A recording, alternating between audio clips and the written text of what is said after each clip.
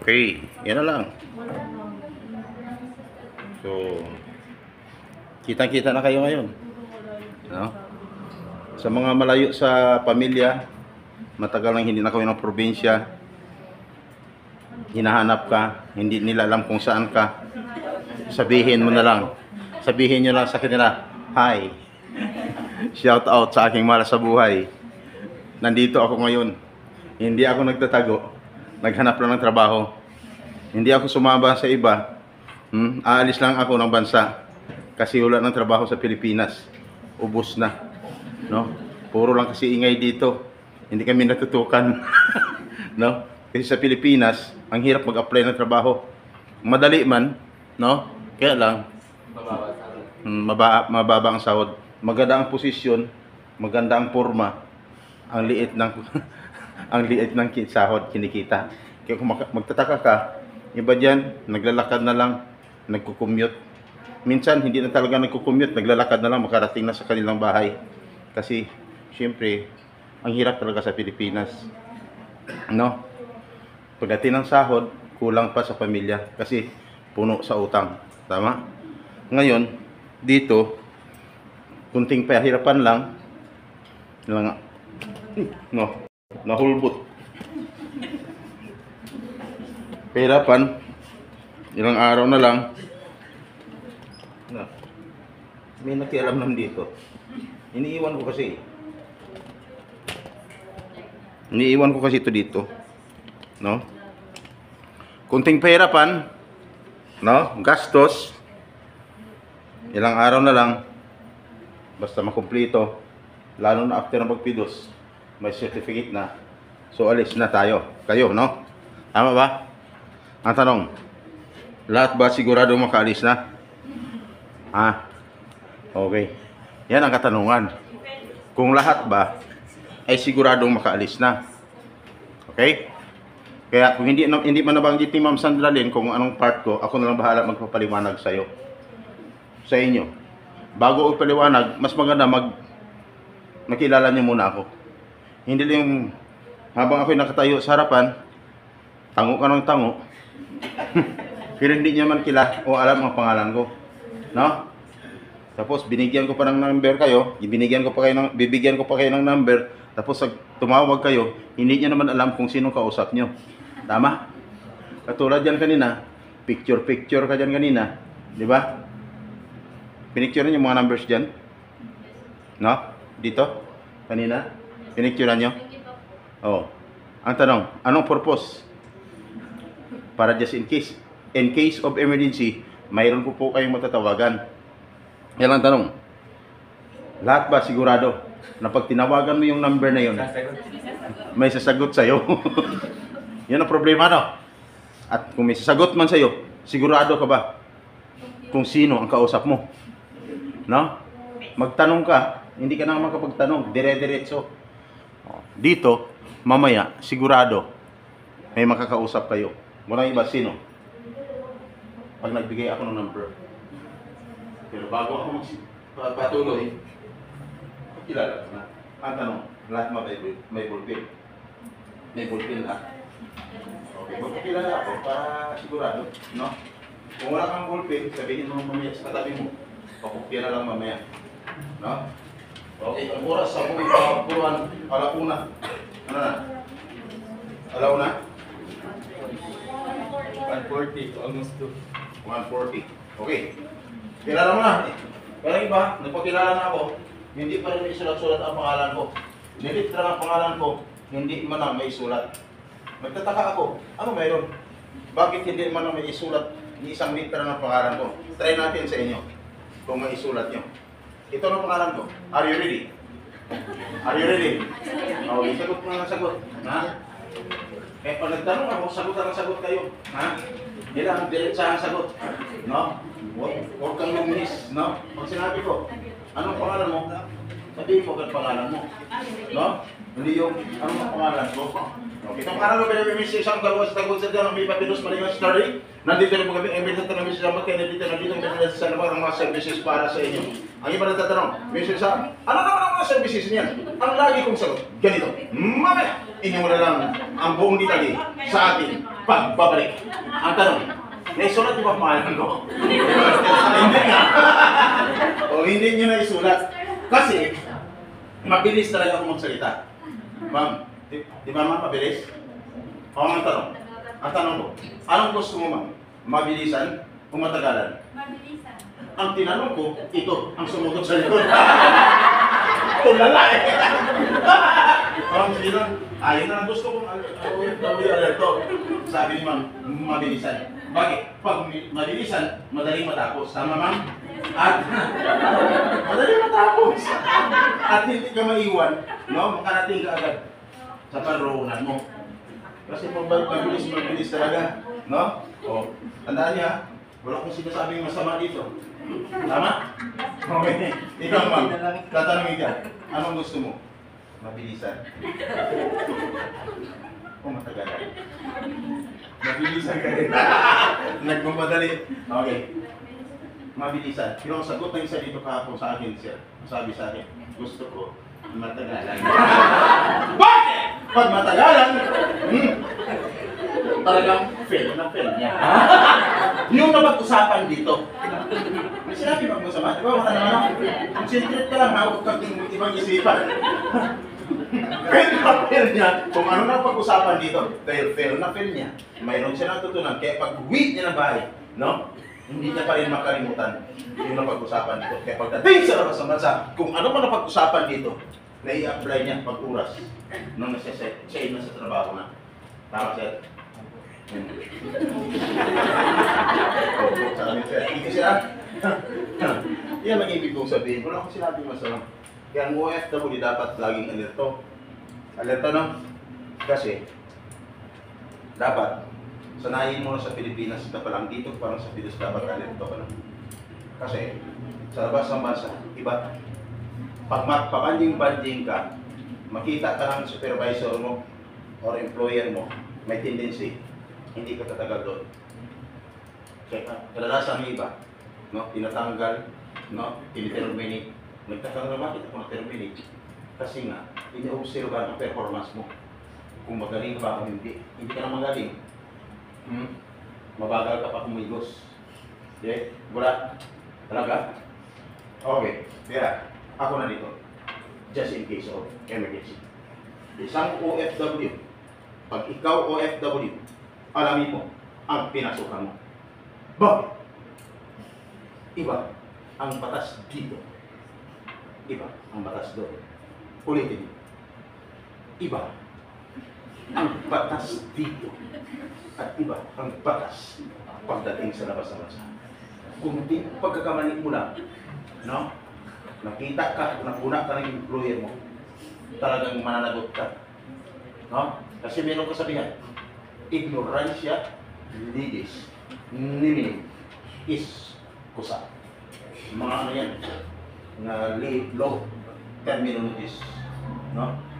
Terminology. Pangmulo yan, no? Pag sinabing ignorancia lidis, ang ibig sabihin, ignorance of the law excuses no one. May natutunan na. No? Kaya paglabas mo dito mamaya, no? Ay, kabawa, huwag kang ano-ano ha. Kasi pagdating sa labas ng bansa ha, walang ligtas doon. Pati dito sa Pilipinas, mananagot pa sa batas. Okay. Ngayon, dapat alamin nyo. Alamin nyo ang batas ng pagiging buhay isa at OFW. Alamin nyo kung anong pinasukan nyo. Kaya ako nandito just in case of emergency. Ang pag-usapan na naman natin, saglit lang tayo. Batas lang na dapat yung malaman. Mapa-ex-abroad ka man, first timer, dapat mong malaman. Kahit ilang taong ka sa labas ng bansa, no? Kailangan mo pa rin itong malaman. Kasi bakit? No? Taon-taon mayroong pagbabago. Kaya ako'y magtatanong. Lahat ba? Kamusta yung excitement nung mag-talk si Ma'am Sandra rin? Okay naman. Very good. Kasi pag okay, sana after ko, okay pa rin. Ha? 100% pa yung excitement mo. Kasi after ko mag-talk, may tendency, yung 100% mo ng excitement, mababawasan niya. Bawat may sinabi ako dito, at may sabihin ako sa'yo, may nangyari sa'yo, magbawas ako. ng 20% doon sa 100%. Kaya sana walang bawas ang excitement mo. Okay? Kasi batas ang pag-usapan natin na dapat mong malaman. Kaya ako ay magtanong ngayon. Una kong katanungan, sino ang mga ex-abroad? Taas yung mga kamay. Taas. Thank you. 8. Sino ang mga first-timers? Taas yung mga kamay. 9. Sabi niya, nagbilang ba siya?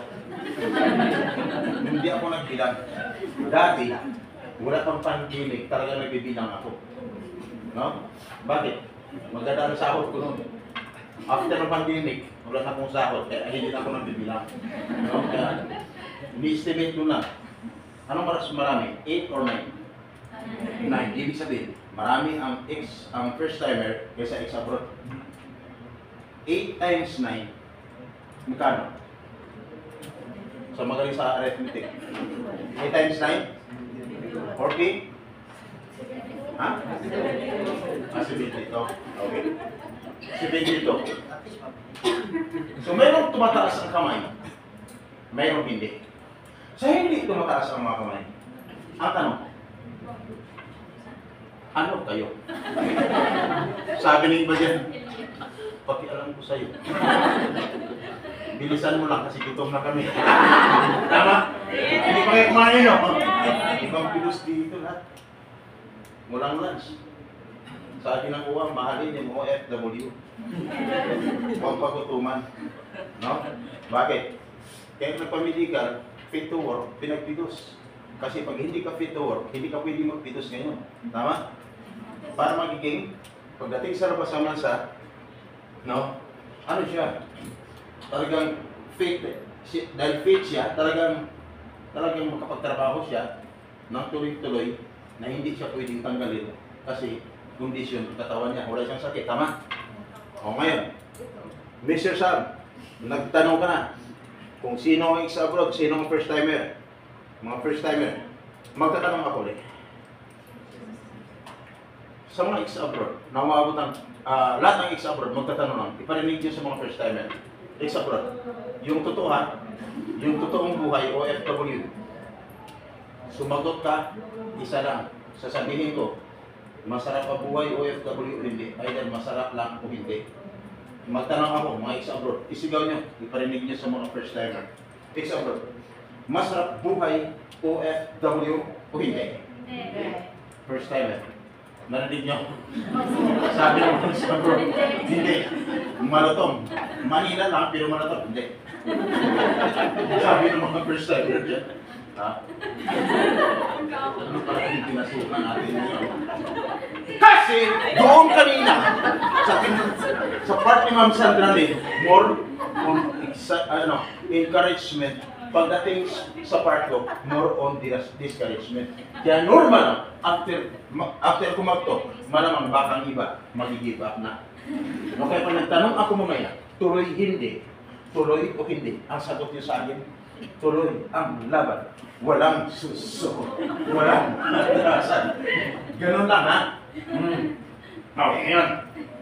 Bakit kaya hindi? Sus na ko. Ma'am, nakaranas ka na ba? Ng buhay. Hindi ng sobrang hirap. Sobrang sakit. Pero sobrang sarap naman. Nakaranas ka na ba? Hindi ka. Hindi ka. Hindi ba? Hindi mo ba naranasan? Hindi ba siya nakakaranas sa ganung buhay? Magtatanong ako, ma'am, ano ang gusto mo? No. Gusto mo bang maranasan?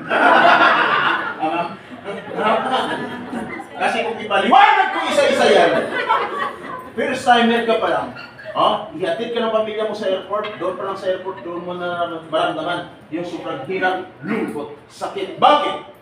Unti-unti ka nang mapalayo sa pamilya mo. Lalo na pumasok ka na sa boarding gate, no?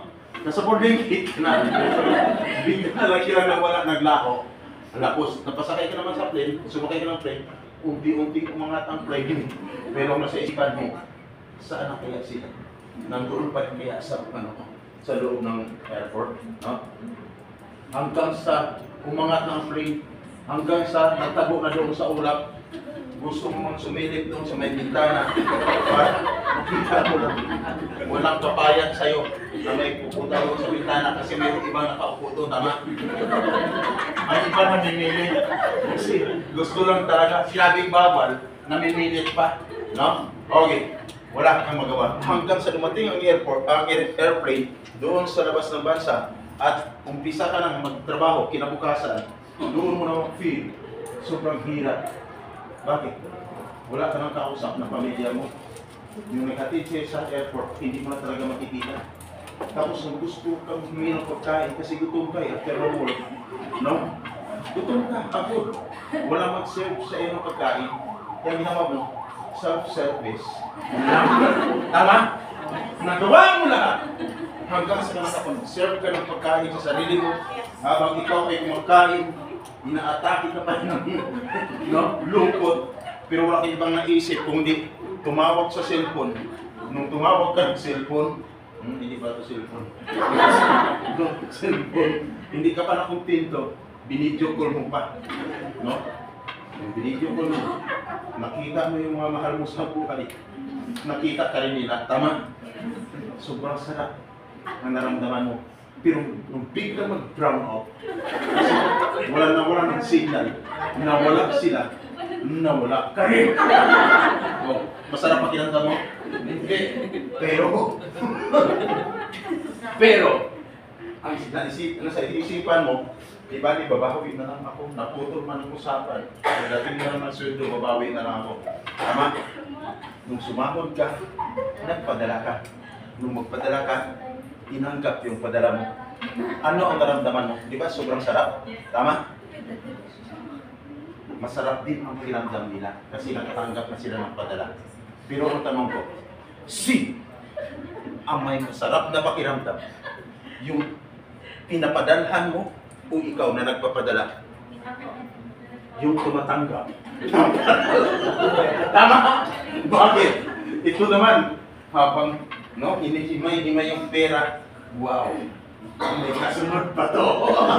Ayun, ganon ang nagiging sitwasyon ng isang OFW.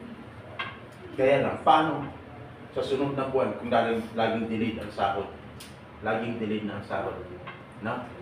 Ang mahirap dyan, delayed na ang sahod, kulang pa, hindi na susunod.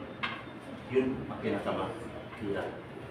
It's abroad, totoo mangyayari, totoo hindi. Hindi nangyari sa iba, nangyayari sa iba. Ganun po ang nangyari sa labas ng bansa. Kaya, sinabi kanina sa videos ni Ma'am Sandra Lin, nandito kayo upang ihanda ang inyong mga sarili sa kakaharapin na panibagong hamon sa buhay, mga pagsubok pagdating sa labas ng bansa. Kasi, mga pagsubok. Ang tanong, tuloy hindi? Tuloy. Ang laban. Walang suso. Walang atas.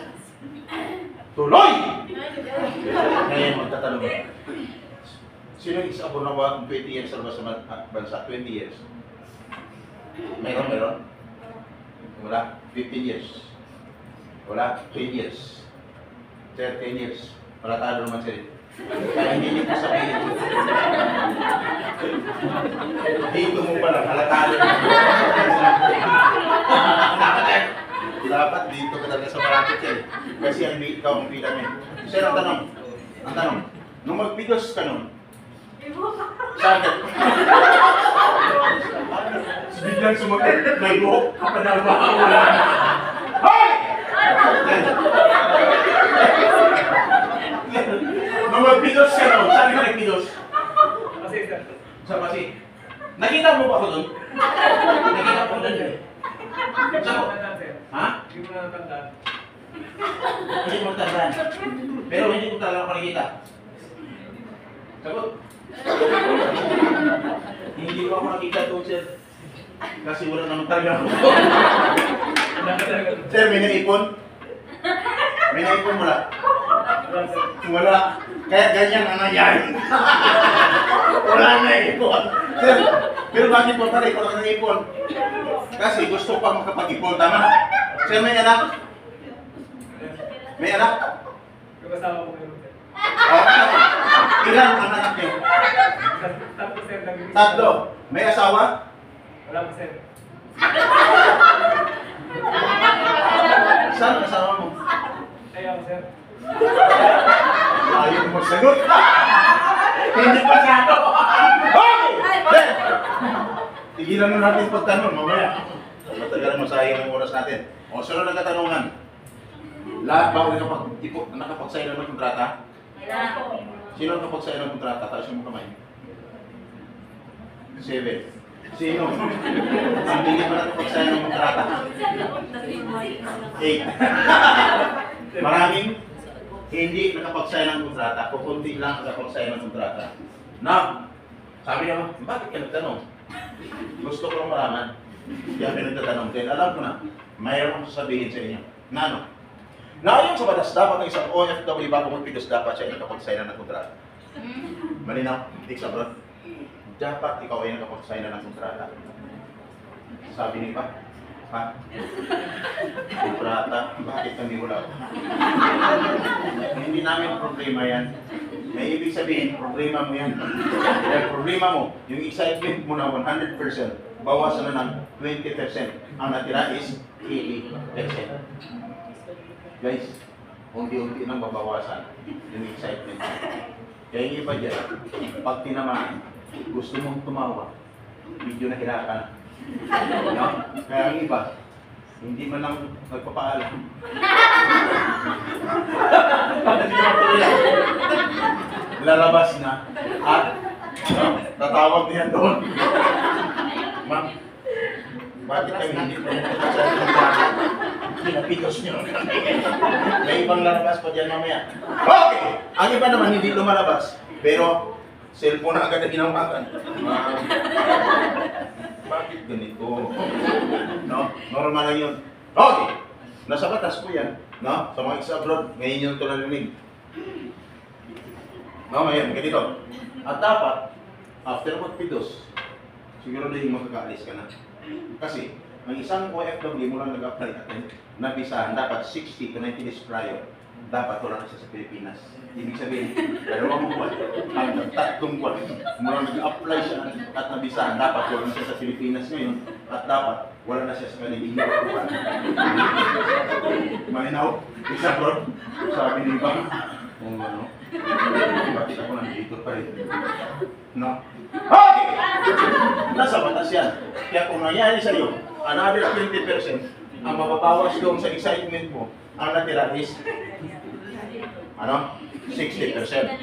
At dapat, bakit kailangan makaalis? Kasi hindi na nakapag-sign ng kontrata, hindi na nakapag-pidos, ang iba dyan nakapagbayad na ng placement fee. Pag nagbayad ng placement fee, ang isang OFW, kung ang sahod niya is 20,000, magkano dapat na maging placement fee?